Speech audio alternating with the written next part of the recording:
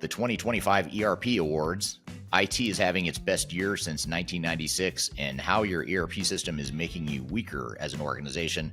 Those are just a few of the topics we'll cover here in episode 255 of Transformation Ground Control. Welcome to Transformation Ground Control. Ground Control.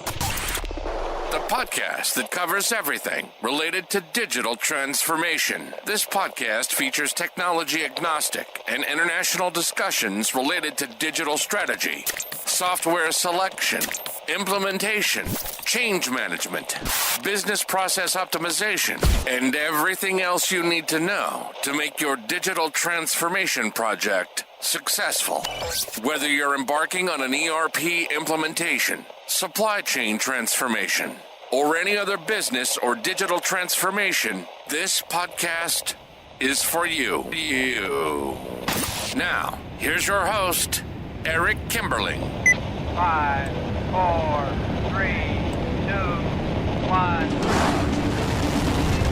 Ground control to Major Tom. Hello and Happy New Year. Welcome to 2026 and welcome to Transformation Ground Control, episode number 255. This is the tech agnostic podcast that covers everything related to digital transformation, including the people, process, technology, and strategy aspects of digital transformations.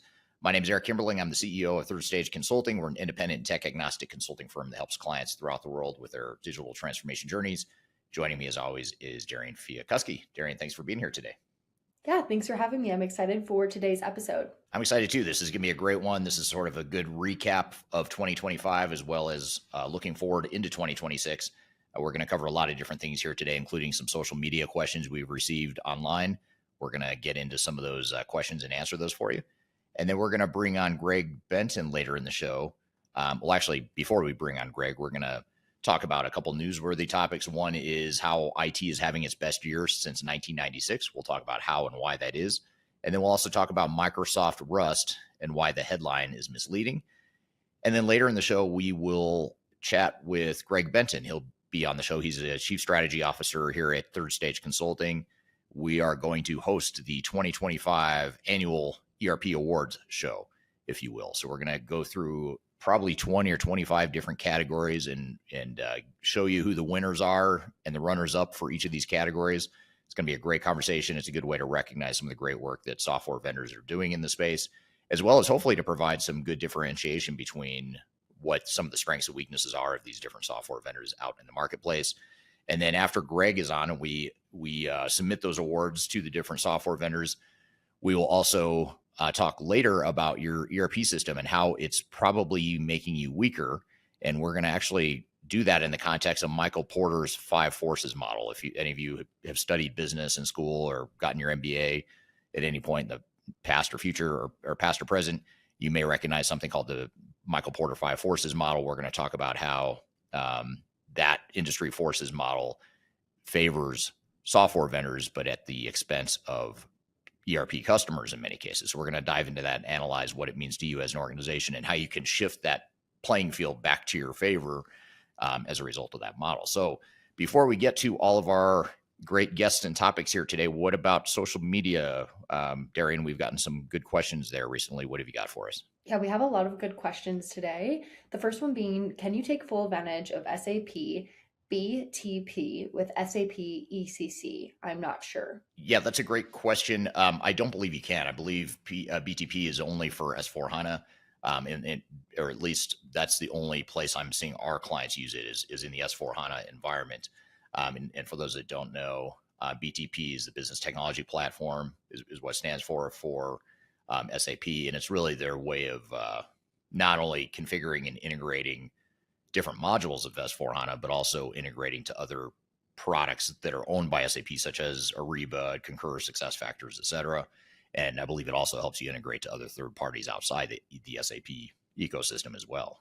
Yeah, you made some great points there, Eric, for sure. But I want to get into our next question, which is, the real question is, how do we elevate awareness of these recurring risks before a project begins, when expectations and guardrails can still be shaped? Yeah, it's a great question. And that's why, phase zero is so important. If you can create a phase zero plan and put some quality assurance in place and ensure that you've got the right assessment in place and the right guardrails, to use the question's terminology here. If you can elevate awareness of the risk and identify the risk by establishing a phase zero implementation plan, but also putting in place a quality assurance framework to where you're looking at the different risks and identifying and anticipating the risks before they become too damaging to the project and to the organization. So those are the main ways you go about it. Is you want to address that during phase zero, get the governance in place, and also get the quality assurance framework in place so that you have a way of identifying risks along the way. And one of the biggest things that I always use as a litmus test to see if you're being realistic about your risk mitigation strategies is if you have a risk log that's empty or is very short in terms of identifying potential risk, that probably means you haven't identified the risk, because every one of these projects is going to have pretty significant risk and it's going to be extensive. So you want to make sure that you've identified them as early as possible so that you can have a deliberate strategy to address those risks rather than just waiting for the collateral damage to take hold. Yeah, that definitely makes sense, Eric. But I want to switch gears here and get into our first newsworthy article of the day. It's about Microsoft Rust and why that headline is misleading. So, quick take, despite the buzz, Microsoft is not rewriting Windows in Rust. They're using Rust selectively in new or high-risk components, not ripping out decades of C/C++ code. That's not a reset, it's controlled incremental modernization. Why this matters is because full rewrites can really just be a fantasy at scale. Security problems aren't solved by switching languages. Mature platforms just need to evolve, and this mirrors how ERP, cloud, and AI actually change in the real world. The bigger takeaway with this article, they said, is the story exposes how much the industry loves a clean reset narrative because they sound decisive. But the smartest organizations manage risks through containment, refactoring, and boundaries, not big bang reinvention. So with all this, Eric, I want to ask a couple different questions. One being, why do executives and vendors keep chasing rewrite narratives? Well, I think chasing a rewrite narrative is more decisive, as you mentioned, but it's also perceived to be more forward thinking and more dramatic and more of a must have. If you're just doing incremental changes as a software vendor, it's not nearly as sexy as a complete new product or whatever the case may be. So I think that's the big thing that we're seeing is the fact that so many organizations just perceive it to be more of a positive thing when they have these rewrite or complete overhaul narratives. Yeah, that definitely makes sense. But is rewrite more just a attractive way to sell risk? I don't know if it's a more attractive way to sell risk. I think it is riskier for sure, because when you rewrite or recreate a product and it's a complete overhaul, it is more of a jump or more of a change for users and organizations to get used to. So there is inherent risk there, but I think to your point, the part about rewriting a product or overhauling a product is that it creates this shiny object syndrome where we get excited and enamored by the product. And so we think it's going to be something really cool or something dramatically better than what we have. And so that causes us to oftentimes downplay the risks or not recognize how big those risks are. That's a great point. And I guess my question is, how does this compare to ERP clean core and replatforming promises? Well, clean core is a really interesting concept. It's something we're going to come back to actually in our awards show. We're going to talk about some trends and buzzwords as part of that show, or as part of that award ceremony that we do here in just a moment. But we talk about buzzwords toward the end of the awards and talk about some of the biggest buzzwords. And clean core is one we're going to talk about. And yeah, clean core is something that sounds good in theory, because when you've got a replatform or a complete overhaul of a product, the best way to adopt that from a technical perspective is to throw away your old legacy customization and potentially even the data and workflows behind it and start over with a clean core. And if I'm a technical architect or a developer or an IT manager, that's probably what I'm going to want, because I'd rather see the business get rid of some of that customization and what people would often call technical debt. I'd rather see the business get rid of that stuff in the name of making my job easier as an IT professional. But the problem is that the IT professional and their priorities and what they value in their jobs is oftentimes in direct conflict with what the business needs are. And so, in other words, if I'm a business owner or a business process owner, there's certain ways I'm going to want my business to operate, regardless of how technology can or can't support that. And I'm not going to want to be constrained by technology. I don't want technology to dictate to me as a business owner how I can or can't run my business. I hope technology will give me more capabilities, more options. But the last thing I want is it to constrain my ability to do what it is I think I need to do. Now, the technical architect in me, the technologist in me is going to say, I don't really care about how your business is different. I think you should just conform to the technology because the technology works. It's technologically sound. It's going to be easier to integrate. It's going to be easier to upgrade the system when that time comes. If we don't customize and we start with a clean core. So there's a lot of similarities here, and there's a lot of merit or perceived merit behind clean core. But as is the case with replatforming and rewrites of platforms and overhauls, they can create a lot of problems and risks that don't get recognized. Yeah, that makes sense. And last question here today with this article, when does incremental modernization outperform transformation programs? Well, a lot of this lines up with, or should line up with, your culture and strategy as an organization. If you're a super aggressive risk tolerance organization, it might be that a true transformation is going to make a lot of sense. You might have a clear ROI, a clear jump or quantum leap you're trying to make in your performance as an organization. In those cases, a broader, bigger transformation might make more sense. If you're risk adverse and the technology you have is good enough, it's worked good enough for you the last few years, and you don't have a high risk tolerance and you have a lot to lose, maybe there's not a clear ROI on a big, massive transformation program, then a more incremental program is probably going to outperform in your case.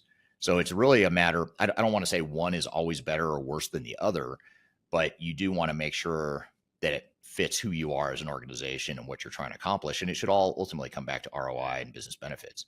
If you can't justify the business benefits of a big, massive transformational program, then think about maybe a more incremental, lower risk, lower cost type of solution or option or strategy that might actually deliver you a better ROI, especially a risk adjusted ROI. If you can minimize your risk, even if you don't get quite as much ROI as you possibly could with a big transformation program, it might be that the cost and risk profile is much more attractive to you to do a more incremental approach. And we see a lot of clients, especially in the mid-market, that are more risk adverse and they're more interested in the incremental approach rather than the big transformational programs.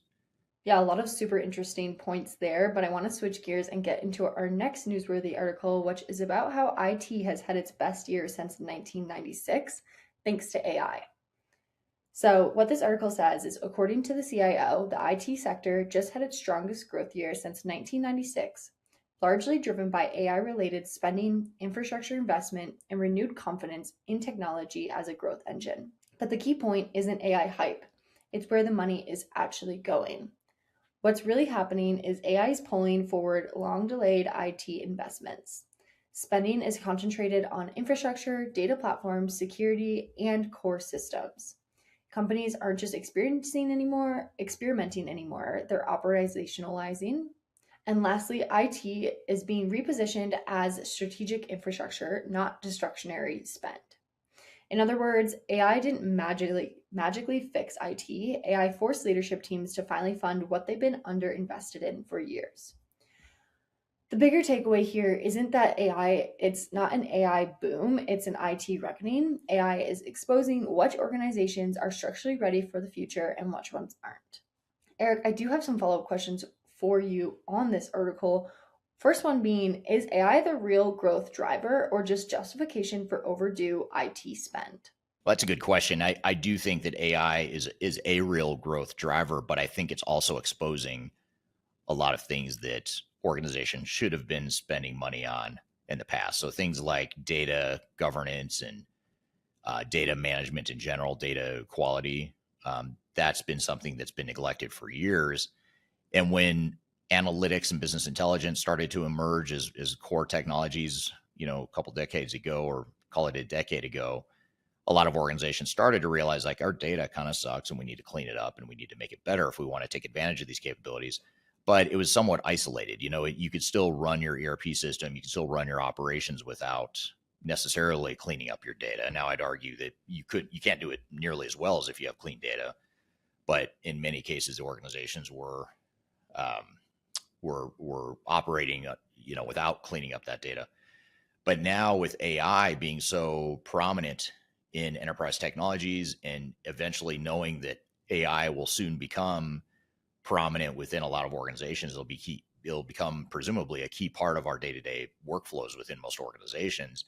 We're going to have clean data. Otherwise, it's not going to work. And so I think it is somewhat of a reckoning, and we're playing catch up now on stuff we probably should have cleaned up and fixed a long time ago. So I suppose the good news here is it's better late than never. At least organizations are finally recognizing that they just simply can't operate in an AI-driven environment without clean data and without proper data governance and without people understanding how their actions and behaviors and workflows affect other people throughout the organization. So I think that's all very relevant stuff that needs to be considered. And that's where I think we're headed. Yeah, absolutely. That makes sense. But are companies investing strategically, or are they reaching out of fear of being left behind? That's a really good question. I think most organizations are probably acting more reactively in this. I think what's happening is organizations are realizing AI is here. It's real. It's catching on fast. It's catching on like a wildfire. Software vendors are investing heavily in it. We're not going to be able to avoid it even if we wanted to. So I think a lot of organizations are saying, well, we better catch up or we better keep up. So that's okay, I suppose. But the problem that's creating is it's creating a situation where a lot of organizations aren't being deliberate or strategic around their AI initiatives, around their technology initiatives in general. And this has been something that's been a problem for decades.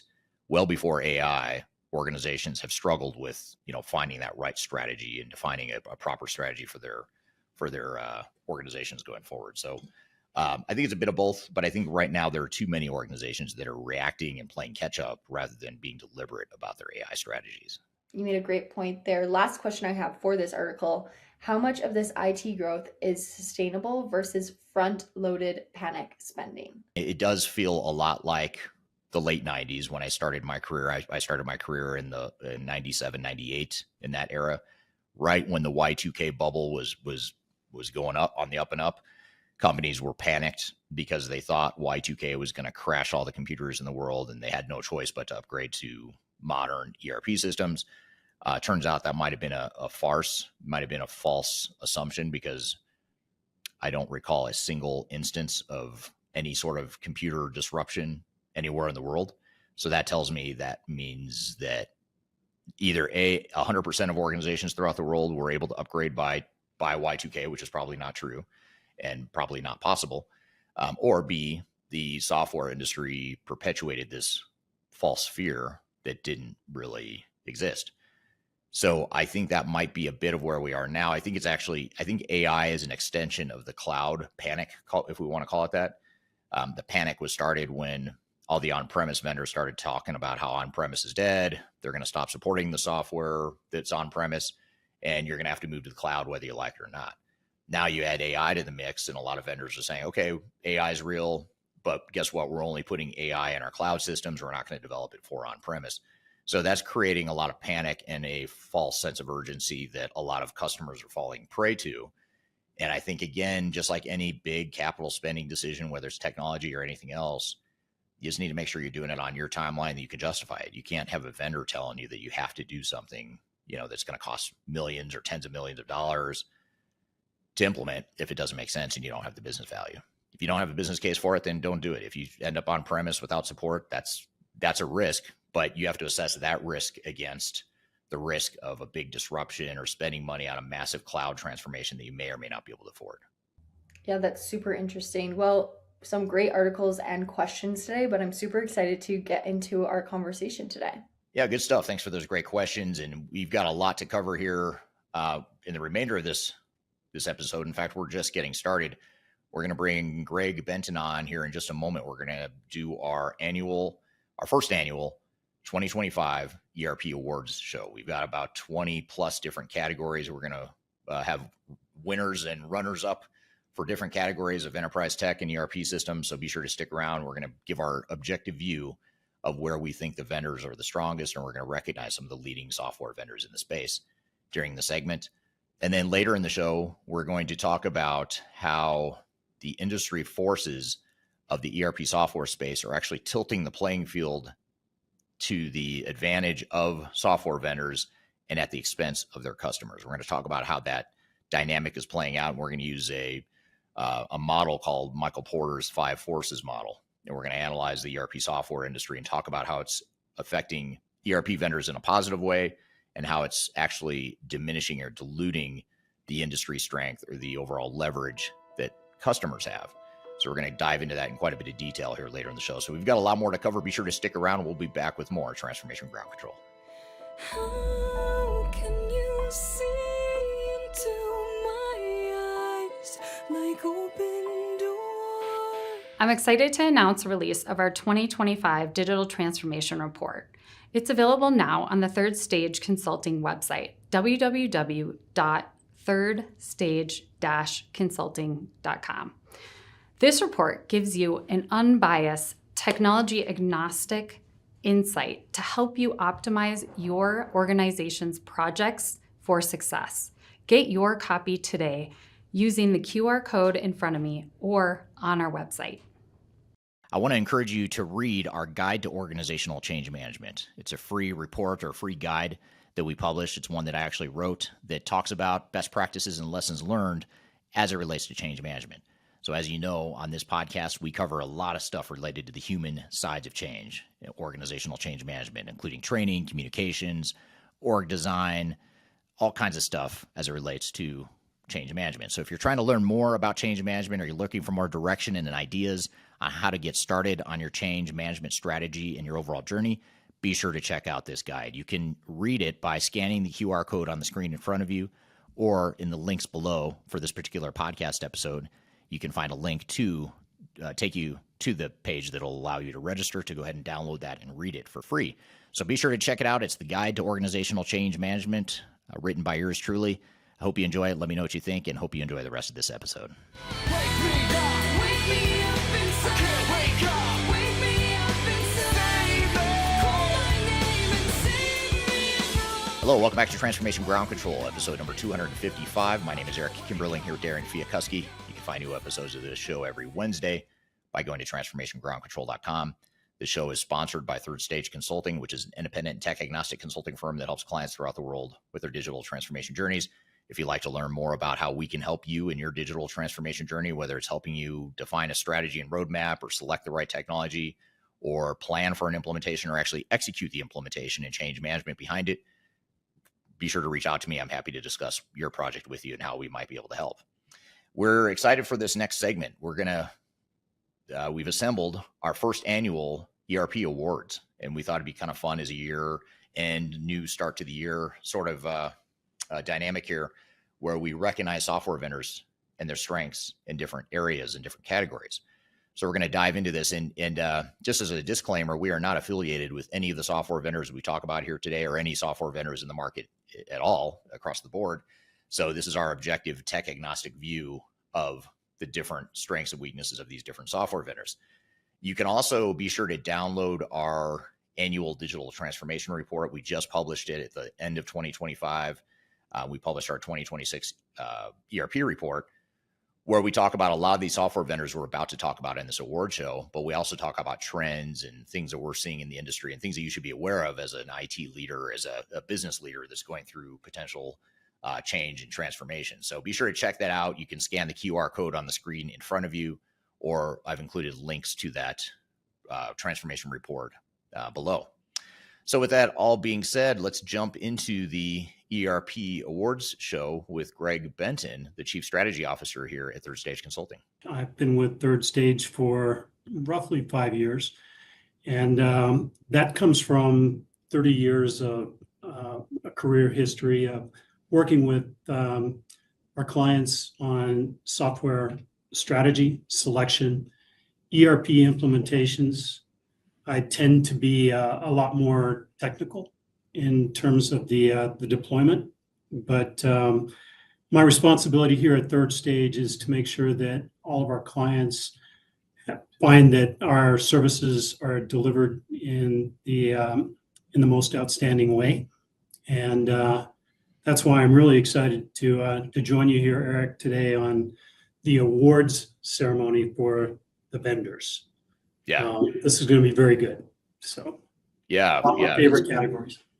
Yeah, this would be fun. We've never done anything like this. I know we do our top 10 lists. We do our independent reviews, our pros and cons of different systems. We help clients select and evaluate all these different systems every day. And sometimes it can get overwhelming just trying to understand and navigate all the different options in the marketplace. But just to give you a preview of what we've got in store for you today, we've got a number of different categories we're going to cover here today.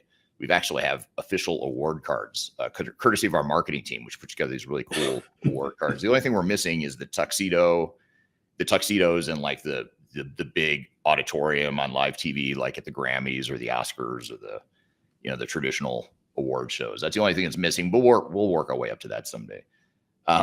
So one thing I was going to say though, is for those of you in the audience, those of you watching today, we're streaming to YouTube, LinkedIn, Facebook, X, and TikTok. Thank you for joining today, wherever you are. We're going to share with you some of these different categories. We have a winner for each category and we have a runner up for each category. But I'd love to hear the audience feedback as we go here. We're going to be going back and forth between what we have prepared for you on the different award categories. But I also would love to hear feedback from the audience. If you've got feedback on any of these vendors, any of these categories, anything you think we missed, anything along those lines, we'd love to hear your feedback. And if you don't mind, just dropping in the chat what city and country you're joining from today. I'd love to hear where you're joining from today. I imagine this is going to stimulate a lot of conversation here today, just because anytime we talk about pros and cons and comparisons of different software solutions, we always get a lot of feedback there. So I'd love to hear your feedback here in the audience. Speaking of the audience, we're already getting some comments coming in. Faye on YouTube says that they're blessed, or Fayo on YouTube says, I'm blessed. Thank you for being here. And I'm glad you're having a positive end to the year and hopefully a good start to 2026. Paolav on YouTube is from Thailand, says, hello, Eric. Also asking, how do we learn ERP systems? Hopefully today in this conversation is a good way to start to learn some different pros and cons and understandings of different systems in the marketplace. And then Sally on YouTube is joining from Cape Town, South Africa, and says, thank you for all your contributions, YouTube videos for 2025. Absolutely. Thank you for the kind words. And I hope you enjoy the videos, and we'll do more of them in 2026 since you like them. Good morning from Darian. Thanks for being here today, Darian. And then Mahad on YouTube says is from Alexandria, Egypt. So people from all over joining already here today. So love to get your global perspectives as we get going here. Before we jump into the categories, I want to share with you all something on my screen here. And this is really just a way to set the context. We're not going to dive into this in a great amount of detail, but we do a number of different top 10 lists on my YouTube channel and some of the content that we publish. In fact, we have our 2026 digital transformation report that just was published just last week, actually. And it contains our top 10 rankings of the top 10 ERP systems in the marketplace. Very broad, general ranking across industries, across company sizes, across geographies. So very big picture, very high level. Today, we're obviously going to go a lot deeper into specific categories and specific areas that different ERP systems can be compared. But I still want to share with you this top 10 list. And this is a list that we put together and published recently. And what we did is we said, instead of looking at just ERP systems, even though this is called the top 10 ERP systems for 2026, even though this award show is called the ERP Awards, the word ERP is becoming very blurred. It's a very gray area now as far as what exactly is ERP. Is it a true traditional monolithic ERP system, or does it entail AI? Does it entail business analytics and business intelligence and integration and composable ERP? And our answer and our response to that is most likely all of the above. You're going to have, there's a lot of different options in the marketplace available. So companies have a lot of choices to choose from that they hadn't had in the past. And this is our ranking for 2026 of what we see in the marketplace as far as some of the leading software vendors. And you can see right off the bat, number 1, 2, and 3, and 4 actually are not your traditional ERP vendors. Snowflake, Palantir, Salesforce, ServiceNow. A lot of you on the call here today would say those are not ERP systems.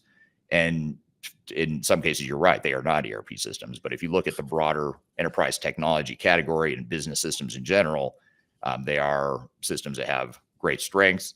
And of course, your traditional ERP systems like Microsoft E365, Oracle NetSuite Infor, SAP Odoo, Oracle Fusion is one that a lot would say should be in the top 10 list. You can make a very strong argument for this. You could make a very strong argument that none of these 10 should be in the top 10, and we should have an entirely different top 10 list.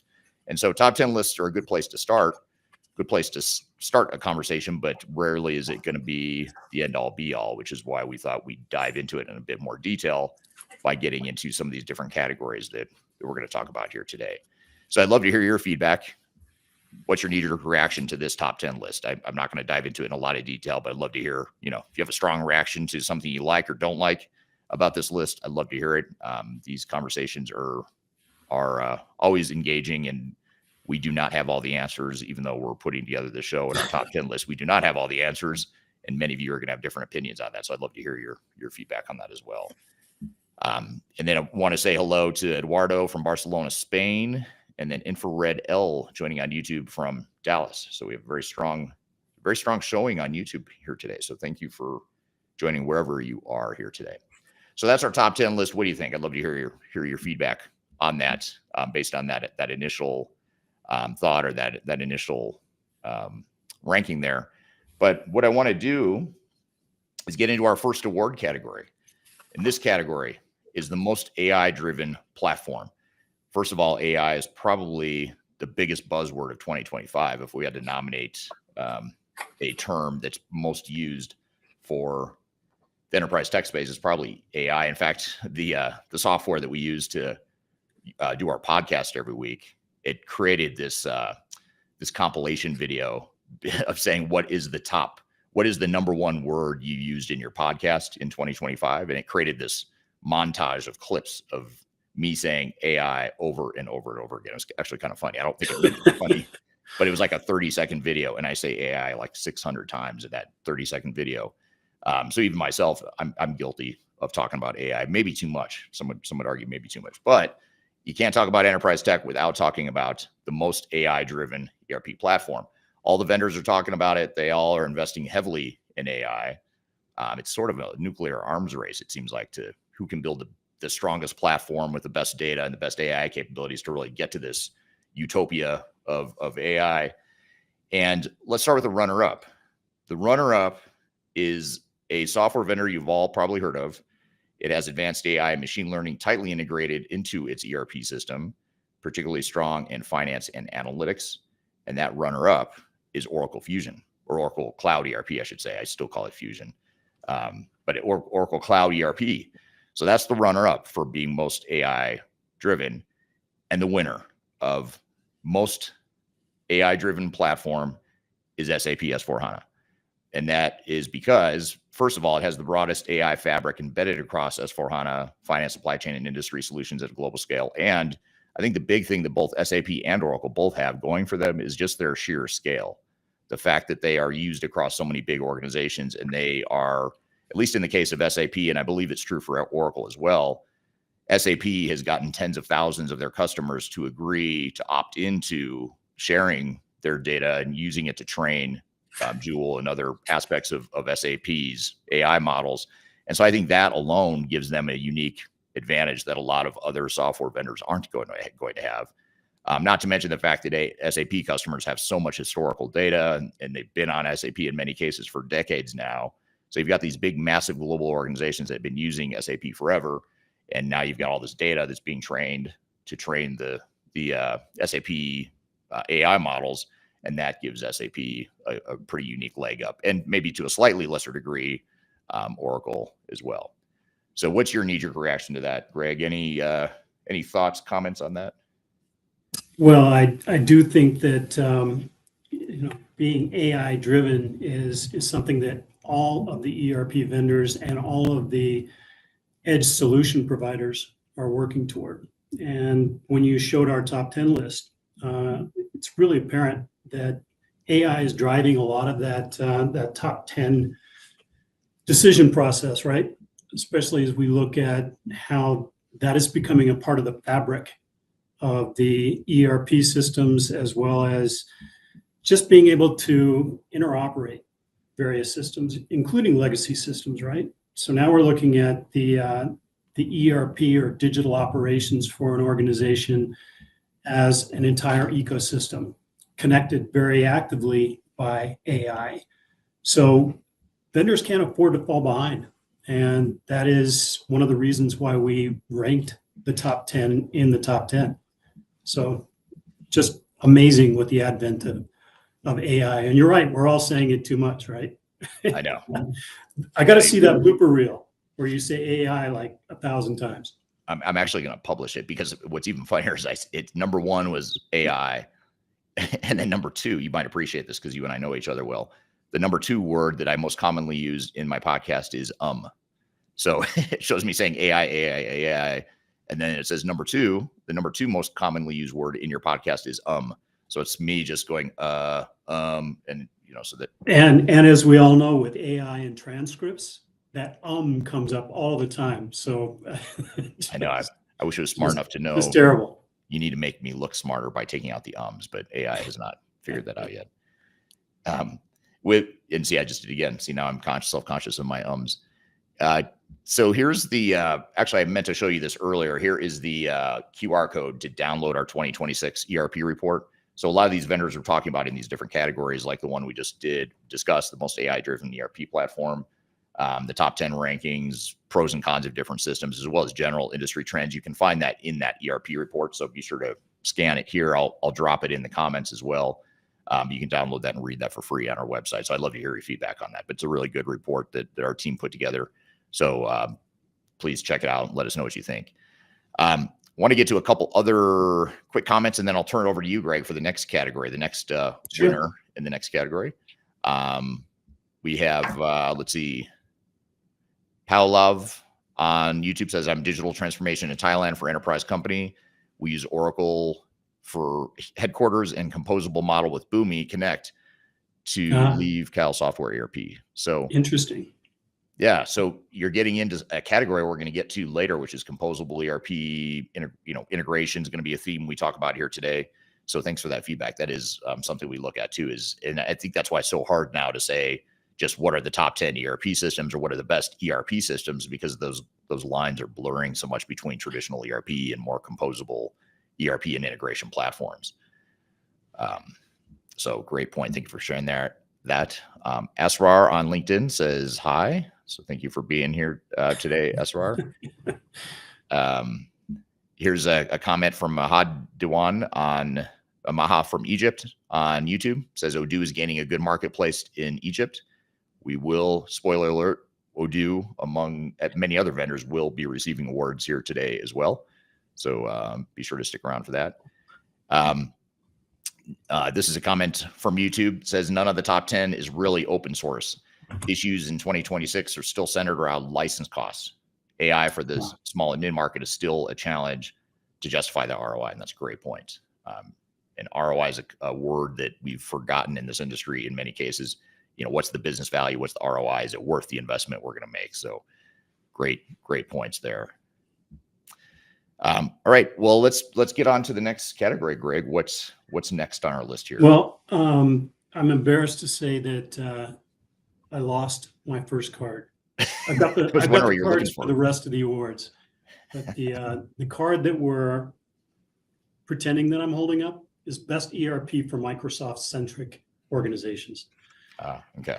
And surprisingly, the runner-up is NetSuite. Basically a strong SaaS ERP, but it lacks some of the native productivity layer integration, especially with the Microsoft suite. The winner of the category, again, not surprisingly, is Microsoft Dynamics 365. I mean, when you look at the seamless integration across Azure, Power Platform, Teams, Office, it makes a natural choice for Microsoft-heavy environments, right? You really can't get past the interconnectivity of all of those systems, the useful just log in or plug in, plug out, easy access to all of your applications in one spot. The 365 Finance and Operations stands out. because it is a modern ERP platform embedded within one of the most complete enterprise ecosystems available today. So as a part of the broader Microsoft Cloud, the hyperscaler infrastructure with Azure is just an amazing platform. And also you can't you can't approximate on-premise like we used to. The hyperscaler attention to security, to all of the different things that go into billions of dollars worth of infrastructure. And that's going to become even more important as we get into AI actually composing those applications that are running on that platform. So what do you think about those choices for Microsoft centric? I think it makes a lot of sense. I'd also add that NetSuite, I'm not sure why it is or if others agree with me on this, but NetSuite, in some ways, it has a similar look and feel as Microsoft. I feel like people that know Microsoft tools really well, NetSuite is an intuitive transition or an intuitive extension of that knowledge.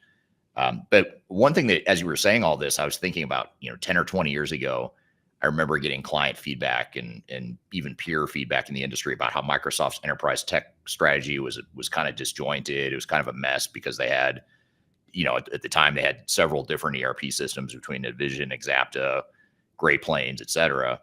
And then, then they still had the Power Apps. They had Azure more recently, but they just had all this different stuff happening, all these different things they're investing in that it seemed kind of messy at the time. But now you look at it and think maybe it's really smart. Maybe they just were ahead of their time and now we're all catching up. And now I think Microsoft does have an advantage because, one size does not fit all, and Microsoft fits that philosophy really well because they've got all these different systems. And to your point, people are used to using Microsoft productivity tools in the workplace anyway. So when you throw D365 or Power Apps or whatever, Power BI on top of that, it's an easier transition for them in many cases. Correct. And we all know that Excel is the largest ERP system in the world, right? Yes, it is. It's underrated. It's been the number one ERP system for about 40 years now, I imagine. 40 years? Sure.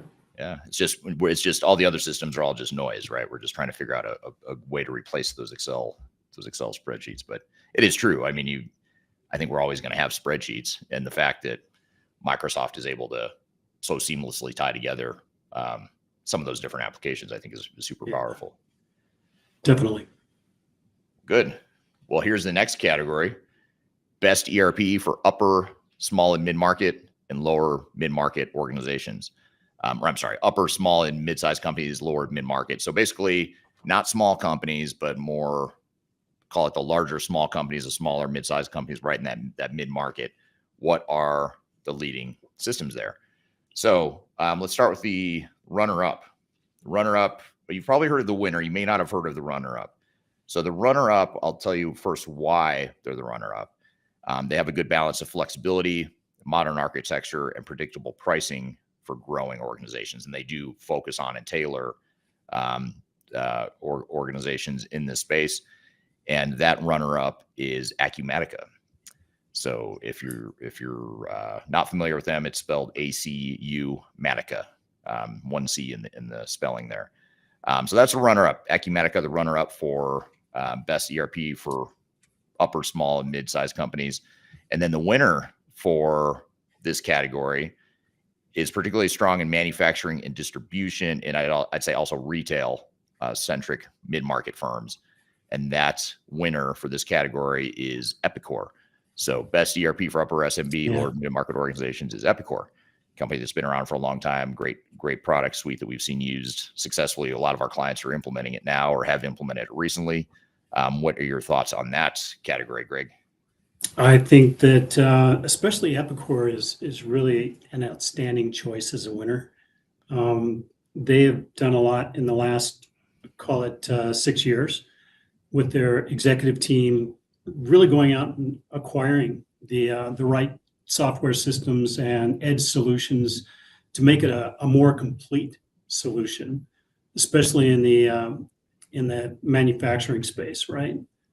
Field services they recently added 2 years ago. I think it became GA. But they do some incredible things with CPG, with the or CPQ, excuse me, and the field service piece of it, which a lot of the clients that we work with and talk to are looking for those specific niche pieces. And that's why a lot of the clients that we've worked with over the last 4 or 5 years have chosen Epicor and gone in that direction. Right. The implementations are going well too, for the most part, with Epicor. Yeah. So, Yeah. For a while they had, I'd say this is probably 10 or 15 years ago. They went through, Epicor went through a couple private equity ownership changes.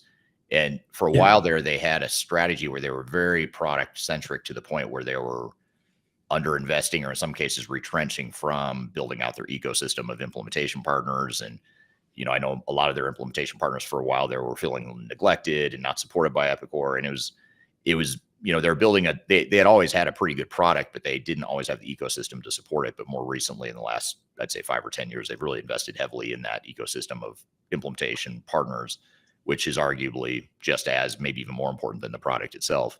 So I think they've come a long way just in the last 5 years, and a lot of that is due to leadership changes. I think they're finally have a relatively stable leadership team that's seems to be taking them in the right direction. Yeah, and Acumatica, I mean, it's if you haven't heard of Acumatica, you will. So, I mean, I see ads in the airport all of the time now for Acumatica, but they're really making great strides. So, yeah, we didn't have a category for highest growth or most up and coming. We have some similar categories, but Acumatica would probably be on that list, in the top tier of that list if we did have it. Definitely. Yeah, very cool. Just a couple quick comments here before I turn it over to you for the next category, Greg. Hopefully you have the card for this next one, right? I do. Oh, good. Good comments here. This is from Brandon on YouTube. I find it interesting where ERP fits now. Do you extend the ERP usage to analytics or go to a true EPM platform? That's a very expensive question. And it is, and that's a great question. It gets back to, this category we first started with, the most AI-driven platform. Oracle is the runner-up here. And one of the big strengths of Oracle that we didn't talk about is just their EPM capabilities. I mean, that's probably where Oracle is the strongest, is just in enterprise performance management, analytics, BI. I mean, that's something that in even financial consolidations and financial reporting, that's an area that Oracle has been very strong in. So I guess it depends on what your ERP system is. If you have Oracle, you could probably use Oracle as that EPM platform. But if it's a different ERP system, you might want or need a bolt-on or a more advanced EPM sort of platform. What are your thoughts, Greg? Well, some of the solutions that we looked at in the top 10 list, Snowflake, Palantir, and others, really comprise that data layer on top of enterprise solutions, legacy solutions, and so forth. So when we get into composable ERP, it really does become a choice. Do I go with a single ERP vendor and their business intelligence, their AI, and have that seamlessly working throughout? Or do I go to a solution that is specifically focused on just BI and analytics? I think it really depends on your business, and it depends on the amount of customization and change you're willing to go through to bolt those systems together. Yeah, absolutely. Those are really good points. Eswar on LinkedIn says Microsoft also has Business Central for small and mid-size enterprises. Great point. We did not clarify that, but when we talk about Microsoft and Microsoft usability and Microsoft look and feel, Microsoft ERP, there's D365 F&O, which is finance and operations, and there's D365 Business Central, which is more for the small and mid-market companies. So we sort of lumped it all together into Microsoft D365 as a broader category, but it is worth noting that there are two different flavors of D365 for sure. Here's a question around Epicor having Thai localization. I believe Epicor does. Don't quote me on that, but I'm almost positive that Epicor does have Thai localization. Whether or not they have implementation partners in Thailand, I'm not sure. But I do know, or I do believe they have localization there. Here's a comment from Edigem on YouTube. I've been on the HCM and payroll space for a very big portion of my career, and many of my clients are approaching vendor selection with the best of breed mindset. I concur. A lot of our clients are doing the same. We do still have some that are focused on one system, but I'd say it's a really good mix of people that are looking at traditional ERP versus ones that are looking at more of a best of breed sort of implementation. And then Brandon on YouTube says, ERP implementations have always been large, costly, timely, ongoing implementations, and that's why the large consulting firms love them. Do you think AI decreases time and cost of implementation? Yes, it should. If it's not, then you should probably challenge your system integrator or your implementation partner. Why are you not using AI to help reduce your cost? And the answer may be because it's not a conflict of interest, but it's not self-serving to use AI to reduce the time and cost for clients, because it reduces the time and cost or the revenue to consulting firms. And that's why we push really hard to use AI in our client engagements to allow them to accelerate the implementation timeline. And so we have a mission control AI tool set that allows clients to take control of their implementations and capture that information and help accelerate and just start some of the work that system integrators typically had taken too long to do. It really is the difference between that traditional systems integrator approach to massive consulting sides of the project team, going in and doing a lot of work that now can be accomplished by AI in minutes or hours rather than days or weeks. So you're right. Vested interest in that. The manual time it takes to document requirements, to document test scenarios, training materials, customizing training materials for your business or your industry, all that stuff. I mean, that's all stuff that it's important to do, but it's also time consuming and expensive. But now AI allows you to speed that up and focus more on the strategic thinking part of these implementations rather than the grunt work behind it. All right. So what's the next category, Greg? All right. So I've got my card up, right? So this time I actually have the card. Best ERP for SMBs, broad market. Okay. And the runner-up, Acumatica again. So we've got Acumatica in several categories here. So if you haven't heard about it again, it's time to learn. Acumatica is increasingly competitive for SMBs seeking flexibility and cost transparency. I mean, they do have a great cost model in terms of the way that it's put together and deployed. The winner in this category is actually NetSuite. So we've got NetSuite coming in as the winner of the best ERP for SMBs. In our client engagements, we see NetSuite actually being successful many times. Between the suite success model for implementation and the proven SaaS ERP with broader adoption across retail, e-commerce, and professional services, NetSuite is a natural winner in this category. Their key strength is the breadth of the functionality that they bring. It's delivered out of the box in large part, and then augmented by an ecosystem of suite apps and third-party extensions that address industry-specific needs.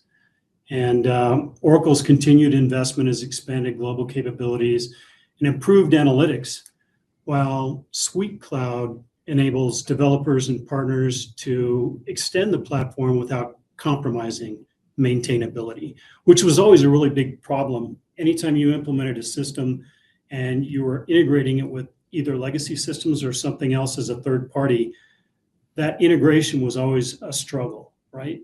You upgrade one side of it and it breaks the integration, you have to go back and fix it. They have really just included maintainability of those interconnections as a kind of a native part of the fabric of NetSuite. So very impressive, and it's working great for smaller and mid-sized businesses. Yeah. And it's interesting too with NetSuite how not only have they been laser focused on the small and mid market, but also how they are sort of the OG, the original, one of the original cloud providers in the market place, back in 98 when they started the company and built the product, with Larry Ellison's involvement from Oracle as well. They were way ahead of their time, building stuff in the cloud and multi-tenant cloud too, at a time when companies just weren't doing that. It's been more recently in the last 10 years or so that cloud has really gotten the attention of the marketplace. So now they're in a unique position because while a lot of traditional on-premise software vendors now are still trying to make that jump over to the cloud from on-premise, NetSuite's been in the cloud the whole time. And this is also true for Salesforce and for Workday as well, among others. But NetSuite has that unique advantage in that they were one of the pioneers of multi-tenant cloud, SaaS cloud. Oh, definitely. Great point. Very cool. All right. And, shifting gears, doing a total 180 on what you just talked about, Greg, on the category there. You were talking about small and mid-market. This is the best ERP for large, complex enterprises. Of all the categories in the awards we do, this might be the most anticlimactic one, so I won't spend a lot of time on it. You might be able to guess what the two are. The runner-up for best ERP for large, complex enterprises, and you might know this, I think I stole my own thunder by talking about this a moment ago, but the runner-up is especially strong for finance-led, cloud-first enterprise transformations. They're very good at EPM, analytics, financial reporting, among other things. And that is Oracle Cloud ERP. So Oracle Cloud ERP is the runner-up for large, complex global organizations. And the winner, most of you could probably guess. Drop it in the chat if you want to guess ahead of me before I say it. Still the benchmark for global scale organizations. The product is probably best to handle global regulatory complexity and tax reporting, financial reporting requirements, and deeply integrated enterprise operations. The winner for large, complex enterprises is SAP S/4HANA. Still the gold standard for large companies that are trying to automate and integrate their operations. As complex as it is, as many challenges as there might be with S/4HANA implementations, it still is the leader, and it still is in many ways unrivaled, other than maybe with Oracle, in terms of being able to handle the scale and complexities of some of these large organizations. Are you surprised by that, Greg? Was that No, I think those are two clear winners in the category. But I will say that one of the reasons why SAP has had such great staying power and really has been adopted and retained by a lot of organizations is because they've been around for 30 years, 35 plus years. Well, as a company, SAP's been about 50 years, but the product is probably S/4HANA, right. I think it's about 10 or 12 years old now. 10 or 12. But the ecosystem, the partner ecosystem they built around the world, if you look at global organizations that are looking for a seasoned, well-experienced team that's going to go in and provide specific industry expertise in the implementation, SAP is unsurpassed. Oracle's becoming close, I think, in terms of that ecosystem around the world. But as important as choosing your partner on the software vendor side, choosing your SI or your systems integrator for the implementation is important. And that SAP network, although expensive, is very well proven. So, yeah, and so many big companies already have deep SAP capabilities built up, even if it's in ECC or even R3 in some cases. So they've invested heavily in the SAP product suite over the years, and now many of them are still struggling to make that transition over to S/4HANA. But to move from ECC to a non-SAP product is a big lift, and I think a lot of organizations don't have any good options besides that, which creates, topic for another conversation, creates a whole nother set of issues for SAP customers. But part of that is because SAP has built such a good product suite for that market, for the Fortune, the Fortune 500, Fortune 1000 market. Good deal. Someone guessed SAP. I apologize, I can't see the name, but someone guessed and of course it was me. It was me. Yeah. I don't know why I didn't show the name. That's funny. So okay, well, good. What's next, Greg? Market momentum and strategy awards. I think we're moving right into that, right? So as we were going through some different categories, we wanted to not only choose the winners for the core ERP. You'll see another couple of categories here as we move along. Some of them kind of playful and fun, but the market momentum and strategy awards I think are kind of vitally important, because that really tells us where ERP as a discipline is going. And I think looking at our different categories here, the first one that comes up is one that I do have a card for. So the vendor turnaround and comeback of the year. Ooh, this should be Is good. is that weighty or what? That is comeback. Everyone likes a good comeback story, a good Rocky Balboa story, underdog type story. Yeah. So I mean, if you want to put your guesses in the chat, you could do so. We've got a runner up here with QAD. And QAD has renewed clarity and discipline in the manufacturing focused strategy. Eric, I think you recently attended a conference with QAD. It's just amazing what they're doing as a business, right? As a vendor partner with their industry focus. I think they're especially in the medium to large market, they're really expanding very quickly, doing very well. The winner in this category is one of the long-standing standouts in the ERP space, and that's Infor. Quiet but meaningful improvements in execution, industry focus, and customer satisfaction. They've really been working on the customer satisfaction. They've got a very seasoned, and I've used that word a couple of times. That's kind of like your right? Yeah. Very, very experienced and forward-looking, forward-thinking executive team. And that executive team has brought together both the technology components, the business process components. They've really just come into the AI world. I remember years ago when they introduced AI Coleman, and here more recently, it has moved into or evolved into the Velocity Suite. And the Velocity Suite and tools really just enhances by providing integration in an AI layer that extends Cloud Suite's capabilities to other systems. It makes it a natural fit for hybrid environments, for the ability to develop that composable ERP and what we refer to commonly as digital enterprise operations.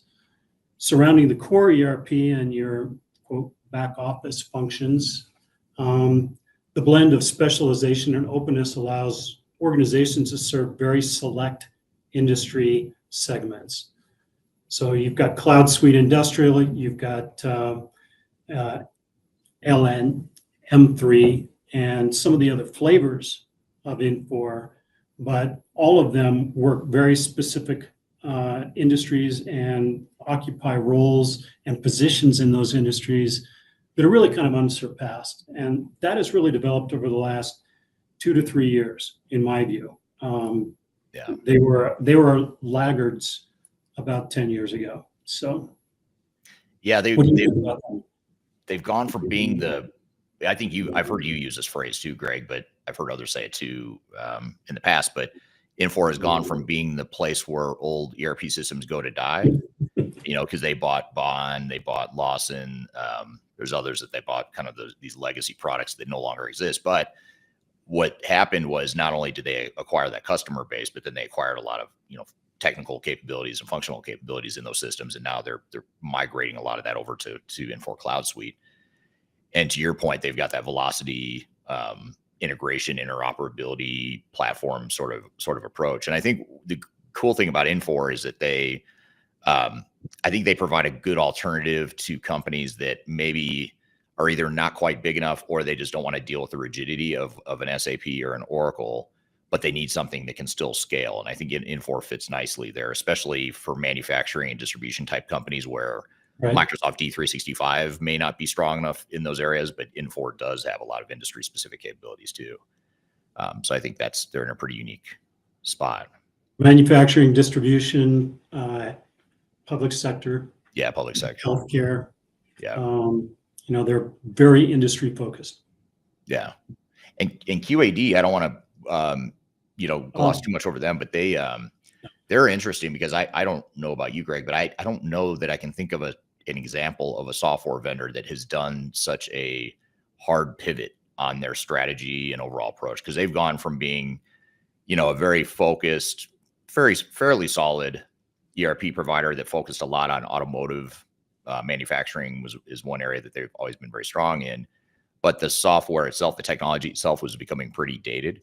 And so they have a new CEO, new leadership team, and a totally different strategy now where they're coming in and not really becoming just an ERP provider. They're trying to be more of an AI platform provider that plays nicely with other systems.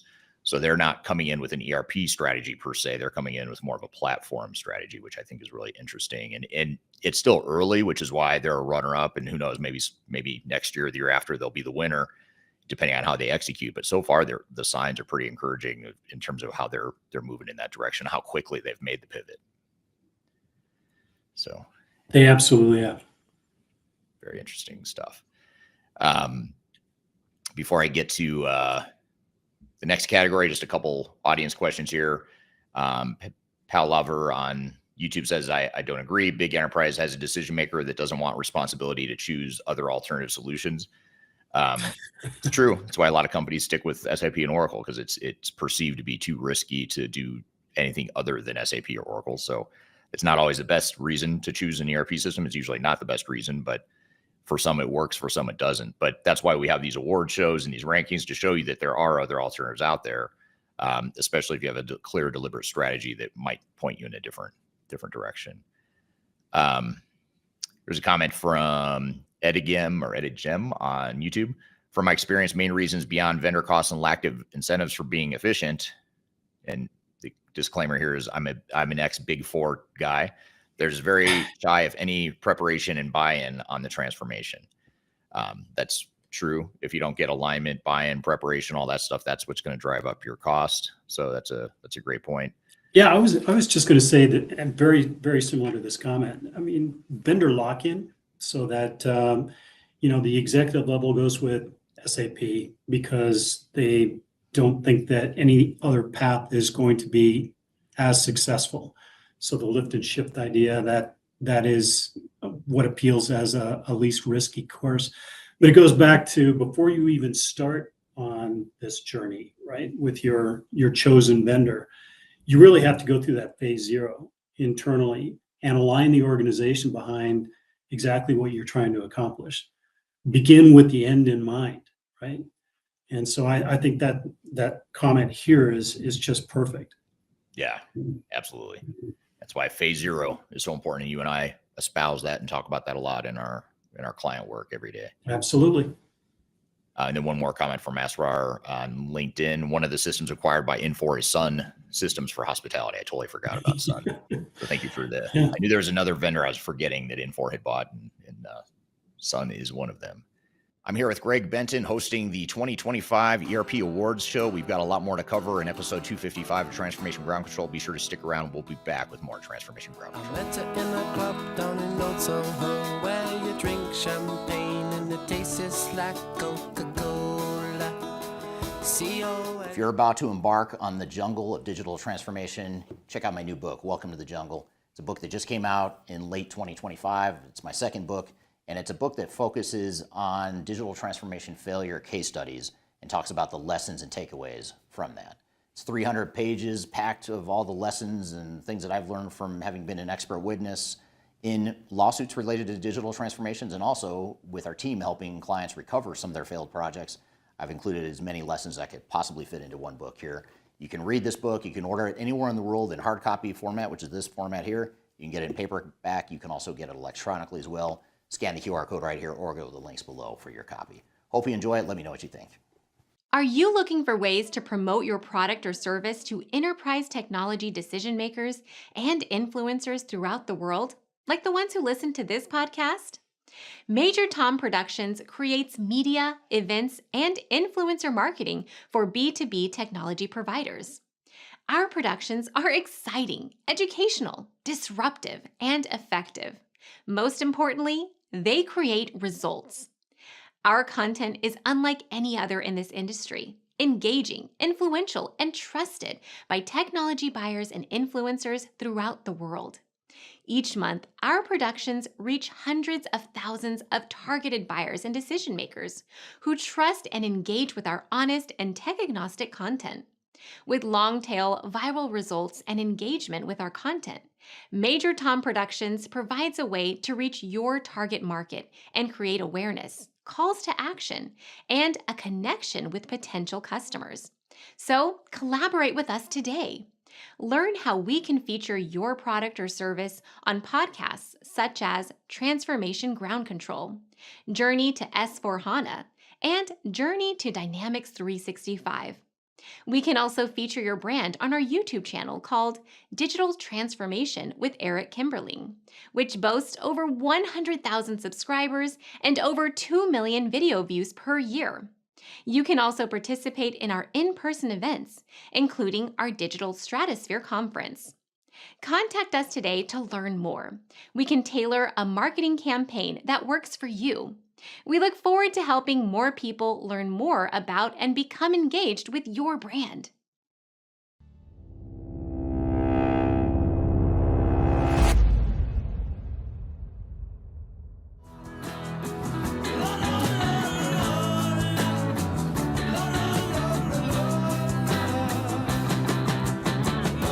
Hello, welcome back to Transformation Ground Control, episode number 255. My name is Eric Kimberling here with Darian Chwialkowski.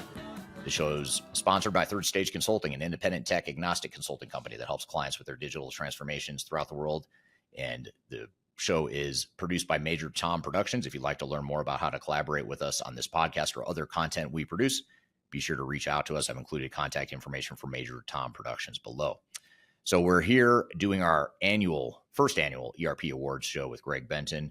Let's jump back into the next category. And we've got a lot of categories to get to still. Best industry-focused ERP strategy. This is a good one because this focuses on highlighting those software vendors that aren't necessarily trying to be everything to everyone. They're not trying to solve all the world's problems. They're just trying to solve problems with specific industries. So they've gone deep into certain industries rather than going broad across all industries. So I'll tell you right now, at companies like SAP, Oracle, Microsoft D365 did not make the cut on this category, even though they do have some industry capabilities. They've got some pre-configurations and other capabilities that can help you in different industries, but they're not as focused as these two are. So the runner-up for best industry-focused ERP strategy, there's actually two of them here. This one, actually, this is true for both of them, but the first runner-up has strong vertical depth in manufacturing, healthcare, and distribution, and that runner-up is Infor with Infor Cloud Suite. And there's actually a second runner-up here too, and this is a company you may not have heard of. It's an Israeli company that does a lot with manufacturing, distribution, retail, among others. They have a very strong presence in the Middle East and Europe, but not so much in the Americas yet. Although they're trying to make inroads more globally. But that runner-up, the other runner-up for best industry-focused ERP strategy is Priority Software. So that's another system worth looking into, especially if you're in manufacturing, distribution, or retail. And there's other industries too. They've got different industry solutions for different industries. So Infor and Priority Software are the two runners-up.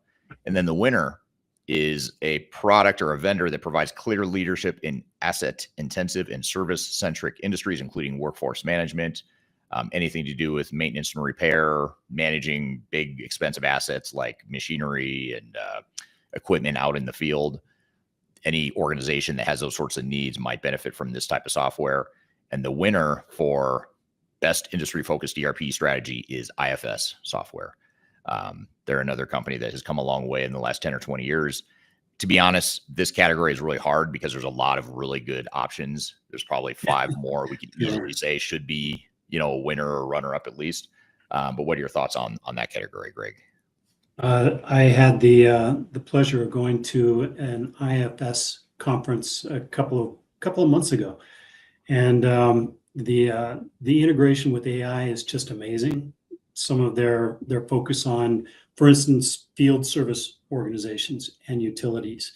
They've made great strides in being able to really automate the process of driving by and checking the different locations for transformers and things like that that can actually be remotely assessed by AI and immediately broadcast back to the maintenance facility, and crews can be called out. They have the right equipment when they go. It's just amazing that they're adapting with AI to improve speed, the strength of their response, and especially in energy and utilities, really making some great strides.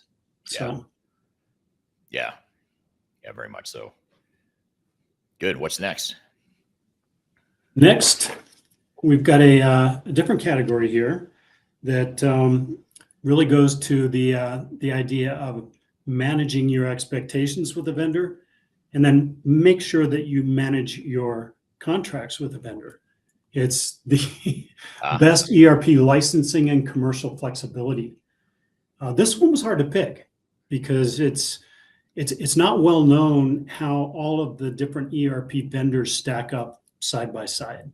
You really have to take a lot of anecdotal information, and things change on a fiscal basis, right? In terms of contracts, in terms of the terms of the agreement, especially in SaaS agreements, where you're going to have subscription for a number of years. There are accelerators in some of those agreements, but the runner-up here is Microsoft Dynamics 365, modular SaaS licensing aligned with composable adoption. You can use a little or a lot of Microsoft D365, and that makes it very flexible in terms of the deployment, right? The winner is Acumatica. So we had Acumatica in the other category as a second runner-up, but here a winner. Resource-based pricing remains one of the most customer-friendly models in ERP. And that's the way that ERP systems used to basically contract on the on-premise solutions, but Acumatica has really moved this into another level and make it very efficient to be able to determine exactly what you're going to get, how much it's going to cost, and they're very open about that. So if you're looking for vendor management that is going to be successful ongoing, Acumatica might be a good choice for you. Yeah. And again, you mentioned it before, but it's a system that's not always the best known out there, but it is one that's definitely up and coming. And you do have to look at licensing costs and flexibility, especially in today's cloud subscription-based environment, where you've really handed off or passed a lot of the pricing leverage off to your vendor. And it's becoming a challenge for a lot of companies to manage those costs and to justify the cost of their cloud subscription. So having the best commercial terms may not be the sexiest, coolest topic that we cover here today, or category that we cover, but it is an important one for CIOs and leaders to consider. Absolutely. Okay, here's one that you love, Greg. I know you're going to have some thoughts on this, I'm sure. That is best composable ERP strategy. And let me let Greg back in. There we go. There you go. You just disappeared for right as I was getting into a So did category. you. So did you. So best composable ERP strategy that actually works in practice. Composable ERP is one of those terms that's becoming potentially overused. It's becoming a big buzzword, hype word, or whatever. So we wanted to focus it on composable strategy tools that actually work, that we're actually seeing in action right now with our clients. So the runner-up is a product that has purpose-built composability that prioritizes speed and adaptability. It's built with AI embedded within it. It's built to essentially work and play nicely with other ERP systems. And it's a way to provide that, I don't want to call it the last mile, but that tool that ties everything together across multiple platforms, multiple data sets, et cetera. It also has the luxury of being founded by the company that produces this product is founded by a legend in the ERP space. He founded Bond Software, which we talked about. Infor now owns Bond, but Jan Bond started this company. It's a product called Rapid. So the runner-up for best composable ERP strategy that actually works in practice is Rapid. And the winner is a vendor that we've talked about a couple times so far here today. I'm going to give it away before. I'm going to try and be dramatic and build up to it, but you're all going to know what it is before I get to it. It has Power Platform and Azure that enable modular ERP without turning transformation into a science project. And the winner for best composable ERP strategy is Microsoft D365, in particular, the F&O version of D365, Finance and Operations.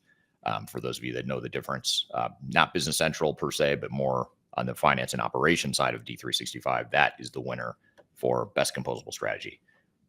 What are your thoughts, Greg? You love this category. I know you have a lot. I do love this category, and Jan Bon is quite the legend, right? I think back in the 80s, he actually took something like 40,000 Boeing employees off of the mainframe and into a new modern ERP system, right? And as you say, that's now owned by Infor, but Jan has been a pioneer in the ERP space. He's also a pioneer in the agentic AI space. So as you said, the composable nature of Rapid is that it sits on top of your legacy ERP system and can manage workflow across the top of that legacy ERP. So you don't necessarily have to replace that monolithic ERP back office system. Now you can actually upgrade, update, and create the flexibility on the top of that goes along with a much more nimble, much more rapid implementation. Right. Yeah. Time to value. Time to value is everything. Yes. In fact, yeah. Someone on YouTube here, Pal Lover, and I'm sorry if I'm mispronouncing your handle or your name there, says Microsoft. Yes, I agree for composable, very fast. So the audience, at least one person in the audience, agrees with you as well there. There's another one I was going to get to. Bear with me. Oh, here's a comment. I don't know if you saw this come up yet, Greg, but this is from Brandon Beam on YouTube. Brandon says, do you guys plan to do an awards for CPM? Been in the space for a while, and the amount of new players is incredible, and the ERP systems are players as well with their finance analytics solutions. I like this because it means at least one person watching here today wants us to do another award show. That's all we're hoping for. Just one of you that wants to see us do this again. So thank you for that comment. Maybe we will do more award shows in different categories. Asrar on LinkedIn says IBM Maximo is also good for equipment preventative maintenance. So that is a very good product as well. It's one that I've worked with a lot over the years. So, all right. Is it my turn or your turn, Greg? I can't remember. I think it's my turn. Yeah. So the best ERP integration and interoperability platform. So this is one of your favorites, Eric. It is. And it's very similar to the last category. It is. It's a little bit of overlap. overlap. It is. So the runner-up here is particularly strong with the Microsoft ecosystem, and you're probably going to be able to guess it before I get it out. But the third-party and SaaS tools that are available with this system are really pretty limitless. And the runner-up is Microsoft D365. So again, we're seeing Microsoft D365 come up several times. It's no surprise. The winner in this category is a little bit surprising, and this shows you how objective we're trying to be in the decisions, because it's SAP. SAP industry-leading integration across ERP and non-ERP ecosystems. So you think about a lot of those legacy systems, they aren't necessarily all SAP. SAP integrates very nicely, plays very nicely with a lot of those systems. So upgrade that core and bring everything else into an S4 environment, and you can still operate with a lot of the legacy systems that are your secret sauce as an organization. The common thread between these two is composability. That ability to evolve without disruption, integrate without dependence, and innovate without rebuilding everything. So I don't know what you think about that. Yeah, it is. And I think that's, an area that is a point of controversy in our industry and it always has been, but I think it's becoming more heated, the debate in terms of, do you want one single unified ERP system, or do you want more of like an integration platform and capability? And, 20 years ago, 30 years ago, integrating different systems and building middleware and all that stuff was such a huge pain in the ass that a lot of companies didn't want to do it, or they shied away from it. But now it's just different, especially with like the advent of Boomi and MuleSoft and some of these integration tools. It makes it a lot easier and more feasible to tie together multiple systems. Yeah, good stuff. I like it. And this is actually another topic or another category that's very much related to the last two around composable ERP and integration. And this one is the best data-driven enterprise platform. So ERP adjacent. We're not talking about necessarily just ERP here. We're talking about best data-driven enterprise platform. So the platform that can provide the best integration and data across the organization, regardless of whether it's ERP or any other platform. And the runner-up is a vendor or product that has continued progress integrating ERP, analytics, and data infrastructure. Very big in cloud, very strong in cloud financial results and cloud conversions amongst their customer base. And it's one we've talked about a couple times here so far today. And that runner-up is Oracle Cloud ERP. So that's the runner-up for best data-driven enterprise platform. And the winner is one we have not talked about yet. This is, I think, the first time this vendor's name has come up. And this vendor is increasingly central to operational decision-making beyond traditional ERP boundaries. They made a name for themselves in the government space, large federal governments throughout the world. It was an area where they really sunk in their teeth. It's very AI friendly. I mean, there's a lot of AI capabilities built into this tool set. So the winner for best data-driven enterprise platform is Palantir. And that's another product that I know you and I have talked a lot about and worked closely with. Greg, what are your thoughts on? Well, we've worked closely with Palantir for years, before they were even well known as they are in the marketplace now. And the ontology layer that they can bring to bear really makes it more of a workflow management tool, and incorporating BI as well on top of that is unsurpassed.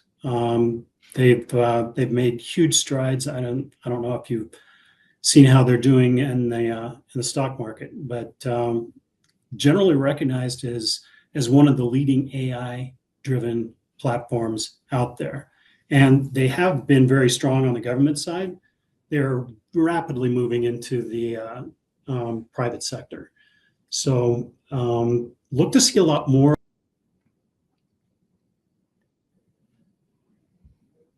some of the other interoperability solutions. So yeah, absolutely. All right, what do you have next? I've got a different category, but it's related to the last category. So here we go again. Best enterprise data cloud ERP adjacent powerhouse. And what we mean by ERP adjacent is really kind of the genesis for our top 10 list as well. So we were looking at those ERP adjacent tool sets that really bring things together from a digital enterprise operations and a digital transformation standpoint.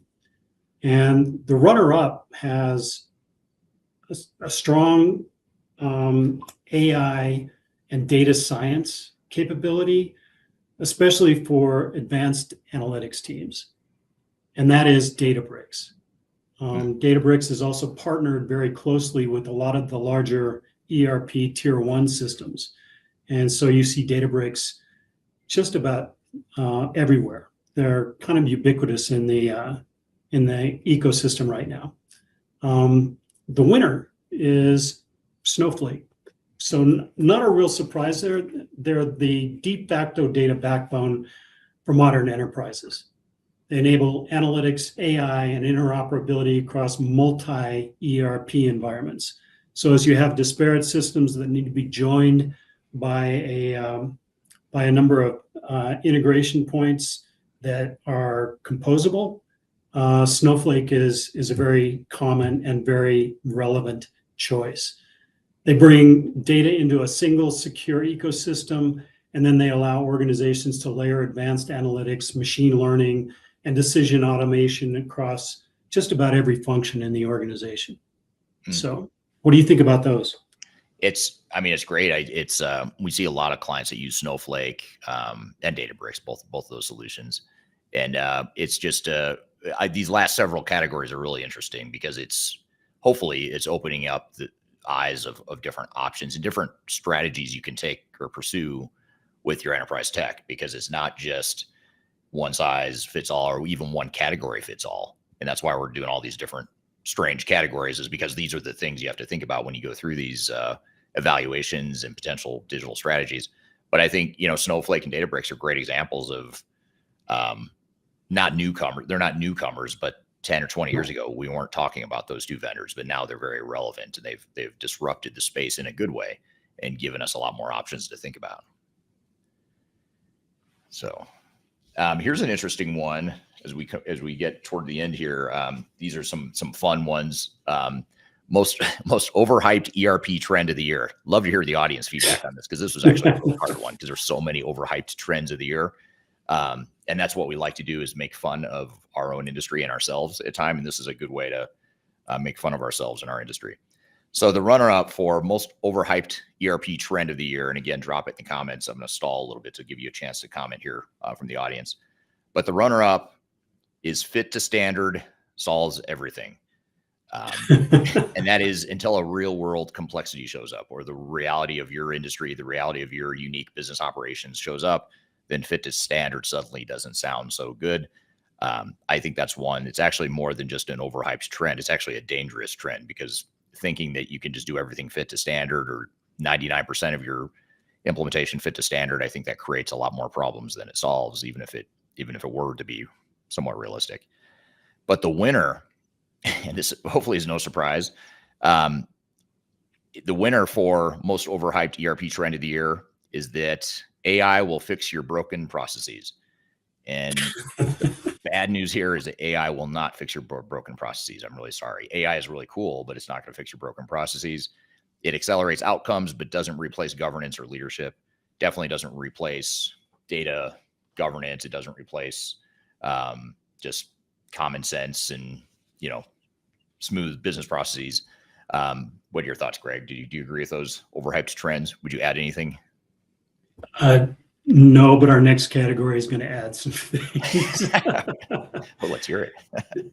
Well, the next category, as you might have guessed, is most abused buzzwords in ERP sales decks. All right, so we see a lot of sales decks, right?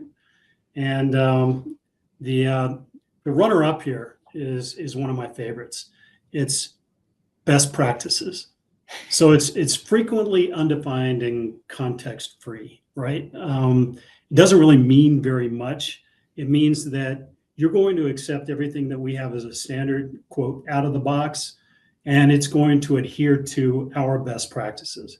Well, that may not be your best practices. so Right. A very abused term. But it Aiming sounds so for good, though. average practices to fit a vendor software is really what best practices is all about. Yeah, by definition, best practices for a vendor has to be somewhat watered down, because it has to be the lowest common denominator that will work for the most companies, which means it's not best practice. It just means more companies might be able to use it. Average practices. Yeah. This is the average practice. But see, that doesn't sell. It doesn't sound good. If I'm a sales guy, I can't sell that. I can It sell doesn't. best practice because that's what I want. That's what a buyer wants to hear. Sell software. Yeah. And the winner here is too often used to dismiss legitimate business needs, and it's clean core. Oh, So yes. how many times we've just started hearing that a lot? You've got to get to a clean core. Well, clean core means you're giving up all of the secret sauce that made your business what it is, right? Yeah. It's kind of going to best practices, because you're giving up all of your integrations and customizations that have kind of built your business over the years, and you're going with just a clean core, starting fresh. Sounds great, but it really isn't very practical. That's the term that I think that's the term that makes me cringe the most in this space right now. It used to be best Really? practices. Now I think I thought I saw you shudder a little bit. Yeah. it was like nails on a chalkboard. It's like clean core, because it's just it's a powerful word. It's a powerful phrase because it's, if you think about the psychology of it, clean core, that sounds good. Like clean is good, dirty is bad. So I want a clean core, which means I get rid of all my customization and, like you said, the secret sauce. But the technologists in us all would love to have a clean core because it's easier to manage and maintain. But the business reality most commonly will determine that clean core is not the best situation, especially not across the board. Some parts of your business might be okay with clean core because you can live with whatever standard functionality exists in the system. But a lot of your secret sauce, your competitive differentiators it's not going to exist in clean core. So what do? Well, you're either going to customize, you're going to do a bolt on, you're going to add a platform. There's something you're going to have to do outside that clean core to make it work. So, okay. Best slideware versus reality gap. So similar to what you were just talking about, Greg, the most abused term in the sales deck. This is a little bit different. But the best slideware versus reality gap, the runner up is out of the box demos, which is really a highly curated PowerPoint deck. And it's rarely representative of what the software can actually do, especially now with AI and cloud solutions that are half baked or they're in the process of being developed. But you've got salespeople out there that have to sell the product. So they put together some cool, flashy PowerPoint slides that don't necessarily. It's going to be GA in 6 months. Right, exactly. It's on the roadmap. Yep. It's on the next iteration of the roadmap. And then the winner for best slideware versus reality gap is end-to-end ERP transformation timelines. They rarely survive first contact with execution. So again, it's a slideware that shows that we can implement the solution in 18 months, and here's how we're going to do it. That typically looks good on a PowerPoint slide, but typically does not match reality. So that's the winner for best slideware versus reality gap. Very good. All right, what next? Just watching the time, we should probably. Yeah, I've only got one more after this. I've only got one more after this as well.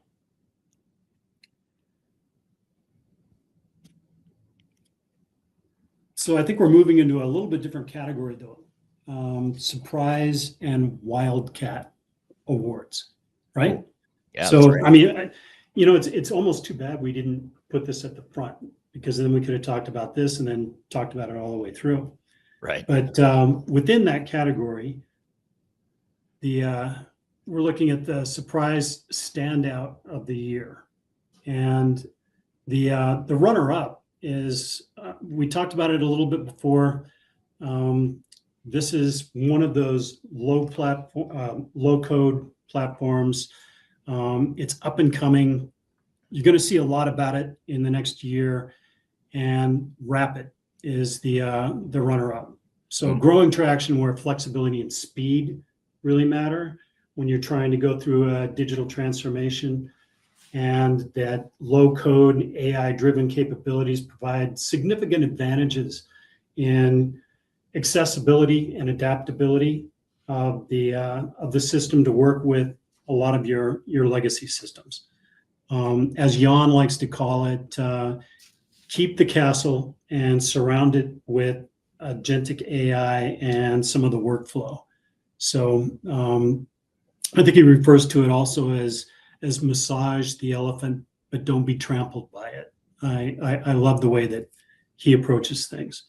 The winner in this category, consistent execution without chasing headlines, industry-specific software built for better business, the strategy and a dynamic for long-standing executive team leadership with a strong recipe for success, and it's Infor again.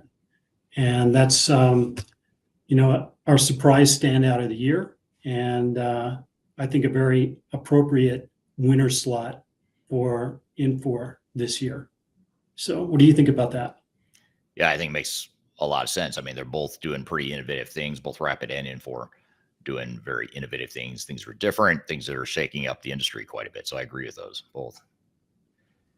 Then the last one, I think, do you have one more, Greg, or is this the last one that I'm doing? This is the last one. Okay. So the last category, quietly doing the right things. It's another surprise wild card sort of a category here. So quietly doing the right things. The runner up is IFS, which has been focused on discipline and clarity over hype. IFS is very focused. They don't proclaim to be everything to everyone in different industries. In fact, there's times where we are evaluating IFS for potential software or for potential clients, and IFS oftentimes will be the first one to say, hey, this isn't a good fit for us, or this isn't Right. what we do. Whereas a lot of other vendors will just chase it anyway. They'll try to win the deal, even if it's not. Very honest approach. Yeah. So IFS is a run up for quietly doing the right things. And the winner for the quietly doing the right things category is not only the product itself. This is a company, more of a company driven category, but it's QAD. Now, we talked about them earlier today. They've got their champion AI platform that they've recently rolled out. They've got their ERP tool set that is used primarily by manufacturing and distribution types of companies. Very much focused on manufacturing distribution. They're not trying to get into government or financial services, anything like that. So QAD, great leadership team. A total overhaul of their leadership team and the product itself. So a lot of good stuff there. So the winner is QAD for quietly doing the right things. What are your thoughts on that one, Greg? Excellent choices. And again, we're talking a lot about leadership teams in some of these vendor discussions. And as you're choosing a partner to be your vendor of choice going forward, after you get through that phase zero, right? The very important first part, you really have to look at their leadership team. You really have to look at their blueprints for what is coming next. You really have to know that they are going to be a great partner to you, and even getting back into that pricing category, right? So the negotiation all the way around revolves around all of those things that we've been looking at today. AI is certainly going to be an important factor going forward. Anybody that is not including that as a part of their fabric is losing out. I mean, it's just not going to probably be relevant in another 3 to 5 years. So choosing that partner for long-term success is really what needs to happen. Yeah. And I think these two do. So yeah, absolutely. Well, that's it. Those are the awards we've got for you today. We covered a lot of ground. We went long, so thanks for everyone hanging with us and staying with us. Thanks for staying on extra, Greg. But it was a fun session. Hopefully this gives you some things to think about as you look forward to your digital strategies in 2026 and beyond. If you are interested in learning more about trends in the industry and how different software solutions compare to one another, our company, Third Stage Consulting, is not affiliated with any of the software vendors that we just discussed, but you can learn more about different software solutions in the market and trends by downloading our 2026 Digital Transformation and ERP report. You can get that for free on our website. Just scan the QR code at the top of your screen here. We'll drop it in the chat as well. And I'd love to hear your feedback too. Those of you watching either now live or after the fact, we'd love to hear your feedback on these different categories, the different vendors that we've talked about, your experience with any of these vendors, the good, the bad, the ugly. That's what we try to draw out from these types of conversations. So thank you for that. And thank you to Carrie on LinkedIn, who says, well done, gentlemen, very informative. So I hope you all found it informative as well. All right, that was great stuff. Thanks, Greg. That was a lot of fun to do and totally different than anything we've done in the past. And I think it's something we'll have to do again because it is fun. It's good. It's good to recognize software vendors for the work they do and to recognize where their strengths are, because every one of these vendors has very distinct strengths and they've got a unique position in the marketplace. And it's always good to understand how they compare to one another. So got a lot more to cover in this episode, though. We are going to get into in just a moment some of the industry forces that are tilting the playing field in favor of software vendors, but at the expense of their customers.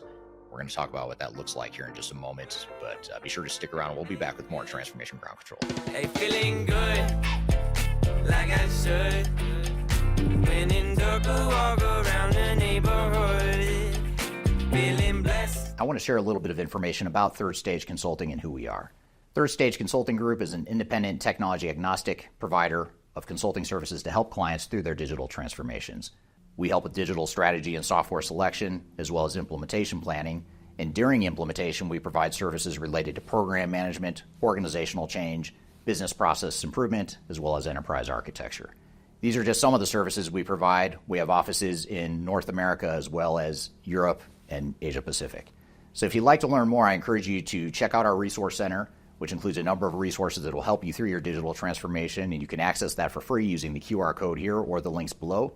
You can also reach out to me directly if you'd like to discuss your digital transformation and brainstorm ideas on how to improve where you're headed on your journey.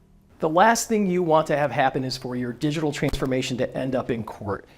I've been doing this for 20 years and I have seen everything. My name is Marcus Harris. I'm a software and technology attorney focusing my practice on drafting and negotiating software-related contracts and litigating software disputes across the country. Feel free to reach out to us at taftlaw.com. We'd love to talk to you about the litigation process and what you can expect. Feeling good, like I should. When in dark, I walk around the neighborhood, feeling blessed, never stressed. Got that sunshine on my soul. Hello, welcome back to Transformation Ground Control, episode number 255. My name is Eric Kimberling here with Darian Chwialkowski, and you can find new episodes of this show every Wednesday at transformationgroundcontrol.com. We just had our ERP award show. We recognize a lot of the great work that software vendors have done and have been doing over the years, and we're talking about some of the strengths that these vendors have. And we're going to shift gears, though, now, and we're going to talk about the industry and the rewiring of the ERP and enterprise tech industry and how software vendors are doing a really good job of tilting the playing field to their advantage, which, you know, as business leaders, that's what we're all trying to do. We're all trying to figure out a way to give our organizations a unique competitive advantage that outperforms other organizations in our industry.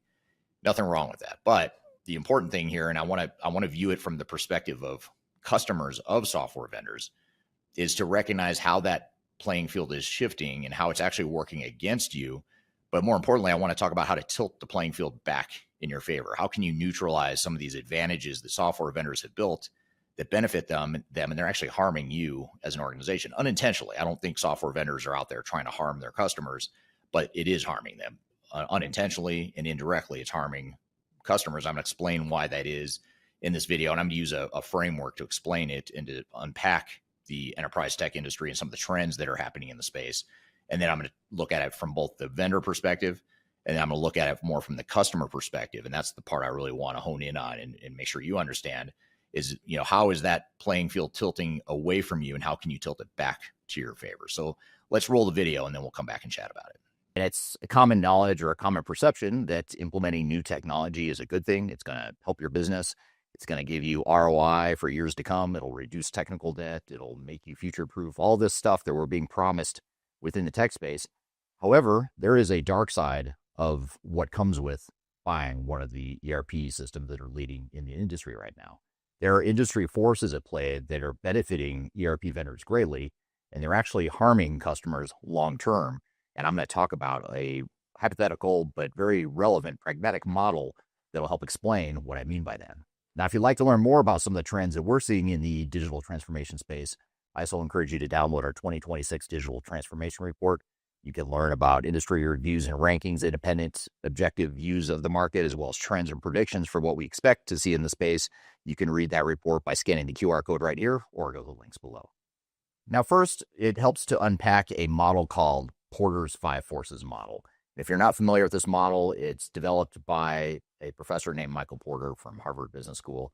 He developed this model probably 40 years ago, but it's one of the most relevant and the most applicable industry forces models that I can think of in describing businesses and the industries that they compete in.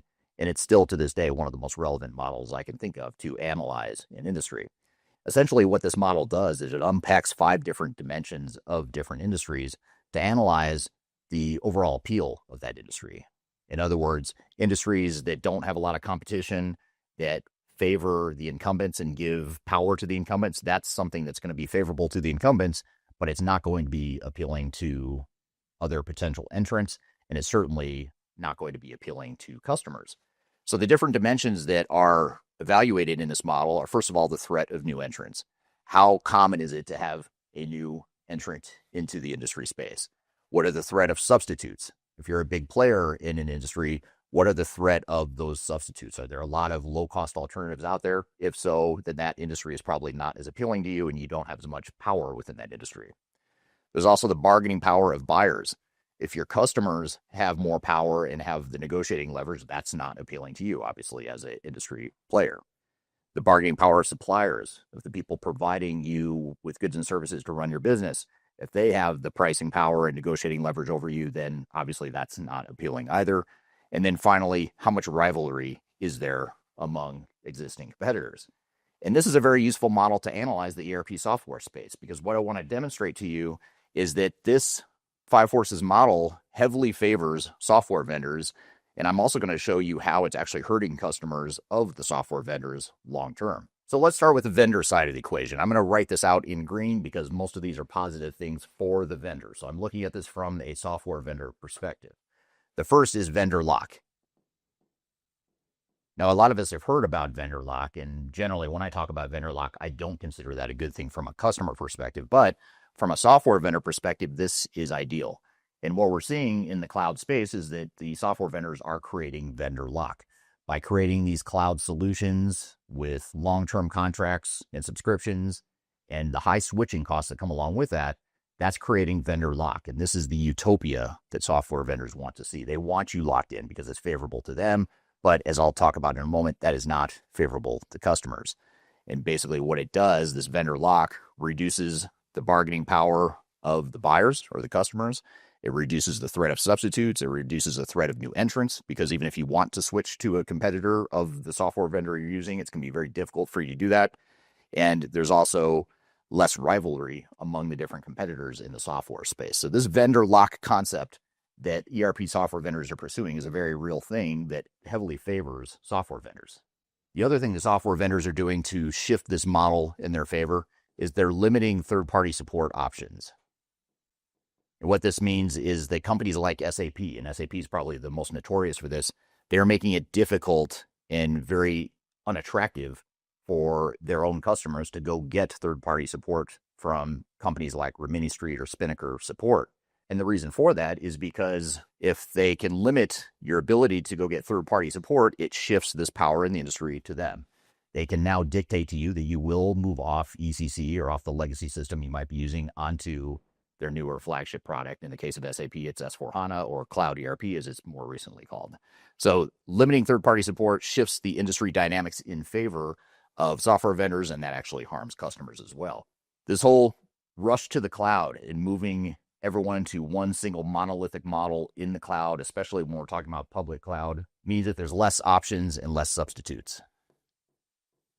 So your buyers here, your customers have less options, which again, looking at it through the lens of Five Forces means that's a positive thing for software vendors, not so good for customers. By having these cloud options where you're locked in to a certain solution for years to come, and combining that with the high switching costs that I talked about before, this means that vendors have pricing power. And many of them are starting to exercise this pricing power by inflating and increasing their cloud subscription cost over time. There's a recent article and a recent controversy involving Microsoft, where they recently imposed, I think, a 10 to 20% year-over-year increase for some of their cloud subscribers. So the software vendors love this model because they have pricing power. What are your options as a customer? If they decide to raise the price, it's not so easy just to go find an alternate and go put in a new cloud solution or rip out the old one. You thought ERP implementations were difficult in the past with the on-premise model. Wait till you see the switching costs and pain that go along with switching from cloud solution to cloud solution. We haven't even begun to see that pain yet, but that's something that's favoring software vendors, hurting customers. And then finally, what the software vendors are doing is they're creating higher barriers to entry. Think about it from this perspective. If you're an entrepreneur, let's say you want to start a tech company that has an ERP solution for Fortune 500 companies, you're going to run into SAP and to a lesser degree, maybe Oracle. So very high barriers to entry to create an ERP software solution. Those costs and those barriers are coming down a bit now because of AI, and development costs are coming down, but the lock that SAP, Oracle, and some of the other big vendors have on certain spaces and certain markets means that not anytime soon is a vendor going to come along and completely disrupt their dominance and their market share. Now, underlying all of this, and this isn't really captured in the 5 forces model, but something that's very real is money. There is a lot of money chasing all these dynamics here. I'll add euros for international audiences too. So a lot of money going into this in terms of investors driving up stock prices, rewarding software vendors for their ability to do these things. The software vendors that are doing the best are the ones that are doing the best job of migrating customers to the cloud, the ones that are getting their customers locked in, the ones that are getting them tied down to long-term subscription costs, and ones that have created high switching costs to where that is a safe investment for investors. So investors love this, which further fuels this entire machine. So let's shift gears, though, and talk about some of the ways that this model is harming customers at the same time it's helping software vendors. So what does this mean for customers? I already alluded to some of this, but number one, less choices. You don't have as many choices as a result of some of these industry dynamics, although I will say there are a lot of choices. You just may feel like there's not a lot of choices because the vendors are doing a pretty good job of locking in a large share of the customer base into their unappealing contracts and costs. Less pricing or negotiating power. So customers don't have as much pricing power as they once had. If you ever tried to negotiate with SAP or Oracle or even Microsoft Dynamics, it's almost impossible unless you're a huge, huge company. And even then, it's difficult. If you're a $1 or $2 billion company and you feel like you're a pretty large player in your industry, but you're trying to negotiate with SAP and negotiate ways around some of this, good luck with that because it's very difficult to do because of some of these dynamics. And these dynamics are making it even harder to negotiate with some of these software vendors, which is why it's leading to some of the higher costs that customers are already starting to feel. All these dynamics I mentioned over here make switching costs very high. And this might be the most understated one, the one that's most underappreciated, because think about the cloud movement, the cloud wave we're in right now. It's been going on for maybe 10 years now. We probably have another, let's say 10 more years before we really start to see the next wave of companies that have outgrown those systems or those systems have become obsolete, and they are going to have to decide if they want to switch to a new system, which is going to be extremely painful, extremely risky, extremely costly. And we haven't even begun to see this pain yet, but this is on the horizon in the not too distant future for customers because of all these dynamics over here. The other thing this does that isn't really captured in the lens of these 5 forces, but it is really important, and it's one that I have yet to hear anyone really talk about in a meaningful way in the industry, and that is a lack of intellectual property. So what I mean by reduced intellectual property and lessened competitive advantage is that software vendors are moving customers not only to the cloud, but they're trying to get them into a multi-tenant public cloud situation. But what that means is you have a lot less flexibility in those models because vendors can scale the best when you change their software the least. And by changing the software the least, that means you become just like everyone else that's using that software. Yes, you have some flexibility. You can configure it, personalize it a bit. But compared to the old on-premise model, you do not have the flexibility you once had. Now, software vendors will say, well, that's a good thing because that's all technical debt. You want a clean core. You want to just follow best practices. That's just a load of garbage that was invented by software vendors. What it's actually doing is actually diluting any competitive advantage you might have had in your systems. Think about the most successful organizations in the world, the ones that have become the most powerful, dominant players in their industry. I assure you, they did not do it by implementing a public cloud environment that anyone else has access to. In most cases, they did it by creating something unique, some secret sauce that's embedded within their technology. And sorry to break the news to the software vendors out there, those competitive advantages are not embedded in standard off-the-shelf cloud systems. Now, there might be certain parts of your business where they're commodity processes and you don't care, it's not a competitive advantage, then sure, maybe this does make sense. But when you're talking about the things that make you who you are and make you better at what you do, chances are pretty high that this is not going to satisfy that model. So therefore, if you go too far down this path and allow the software vendors to take the sort of control and dominance over the way IT is used in your organization, you are going to lose that advantage. This also comes down to less control over your own business. So Now the software vendors are telling you what best practice is. It doesn't matter what you've done in the past. It doesn't matter what made you successful. They somehow have the answers. And of course, I'm being facetious when I say that. They do not have the answers, but they try to convince you that you do. So you've given up a lot of your operational control. A lot of who makes you who you are is now ceded to the software vendors. And in my opinion, that's a very unhealthy thing that is not sustainable among customers. Now, if we look at this lens again through the context of your industry, not so much the software industry, but your industry, whatever industry you're playing in, what this model does is it harms you even further and makes your industry less appealing even more so, because now you've reduced barriers to entry. Because let's assume you go double down on this path of cloud, public cloud, best practice models that the software vendors are selling you. That means a competitor can come along and go buy that same software and implement the same capabilities that you took decades to build. Now suddenly you've got a whole host of new competitors potentially that you wouldn't have had in the past when you had your own IP embedded within your technology. And of course, what that does is it increases new entrants and makes for a lot more competition, which competition isn't always a bad thing. But when we take away our own competitive advantage and invite more competition when perhaps we were successful before and we were competing very well, that's not necessarily a good thing for customers. So how do we get around this? Is this the destiny that we're doomed to experience? It's not. That's the good news. And here's what you can do as an organization. So first, let's look at some of the alternatives you have. And again, this is designed to put the power back in your court, to shift some of that unhealthy dynamic that I'm talking about here, shift it from the software vendors back to your organization. The first is to pursue third-party support. If you are at risk of being decommissioned or you have an old system that the software vendor is telling you that they're not going to support it for much longer, go find third-party support. If you're using SAP, Oracle, Microsoft, any of those legacy products, or even ServiceNow, VMware, there's a whole host of them, where there's third-party support that you can get from other third-party providers that will extend your life cycle of those assets and those investments you've already made in technology.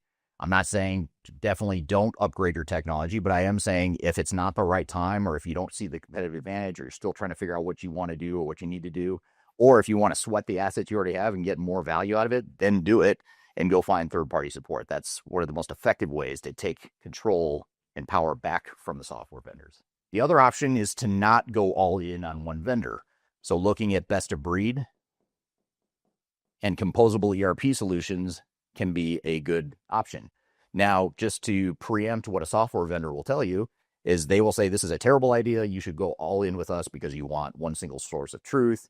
You don't want to have to deal with the technical complexity of tying together multiple systems. Those days are over. That might have been relevant 20 or 30 years ago, but that's speak that worked back in Y2K. It's not working here in 2025, and here's why. The reason is because now you've got a lot more advanced integration tool sets, integration and platform as a service tools like MuleSoft and Boomi. Even the software vendors themselves, many of them have created pretty robust integration tools. Like you look at Microsoft Dynamics, for example, they've actually built a very open ecosystem that makes it easy to tie together multiple systems. And other software vendors such as Infor and QAD and others that are in that second tier of providers are providing open systems that are intentionally designed to accommodate the fact that it's not reasonable to have one system and only one system. That's what a sales rep wants to sell you, but that is not necessarily the best thing for your business. In most cases, I would argue it's not. Most organizations are going to have some level of best of breed solution to satisfy their needs. The other thing is to question the cloud. This is not cool to say. I might be the only one in the industry that will be willing to say this, but question the cloud. Is the cloud really the right thing for you? And by cloud, I guess I want to clarify a little bit here. I'm talking about multi-tenant SaaS. If you're a mid-sized, a large, complex organization, you've really got to question whether or not cloud makes sense. Because the good thing with on-prem, love it or hate it, even though it's not cool to talk about on-prem, is that you've got flexibility. You can do what you want with that system. You can create competitive advantages. You can build your own IP in that system. And that's really hard to replicate. And going back to the Five Forces model, you're making your own industry more favorable to you by potentially avoiding the cloud and going to an on-prem situation where you have built your own IP. So question the cloud. If you're a small company or it's a commodity process where you're willing to just accept vanilla processes, then sure, maybe you do go to the cloud, but I would question a full all-in doubling down of your cloud environment. And then finally, perhaps even more important or most important, is take control and ownership. There's a lot of misinformation, a lot of hype, a lot of hoaxes, a lot of false information floating around in the software vendor community. It's very misleading. And at the end of the day, you've got to sift through the BS and look at what's best for your business.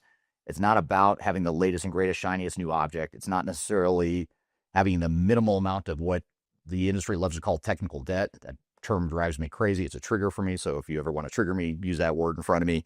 Technical debt is a made-up term by the industry. It makes it sound as though it's bad, and anything you have that is old is bad. It's not bad. You could have the same system for 10 or 20 years and might be doing a fine job. And sure, there might be something newer and better out there, but you've got to ask yourself, is it worth the cost, the time, and the risk that you're about to take on to do that? So take control and ownership, go at your tempo, manage the vendor. Don't go all in with one vendor and do these things, and you're going to create an industry dynamic that takes the advantage from software vendors and puts it back squarely in your core, which is where it should have been all along.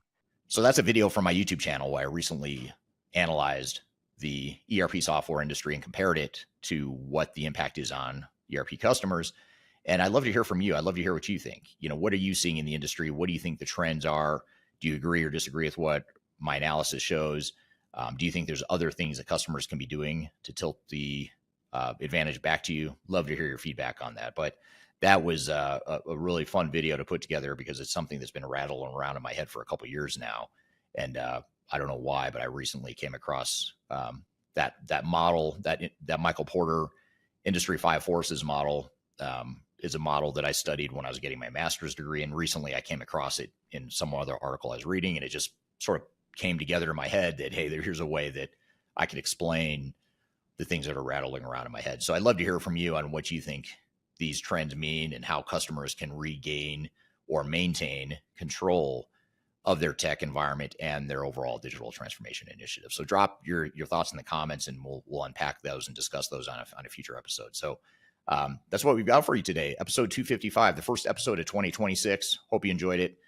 We've got a great year planned for you. This is our sixth full year of doing this podcast. We started the podcast January of 2021. So it's been exactly, I guess that's 5 years. I should probably check my math.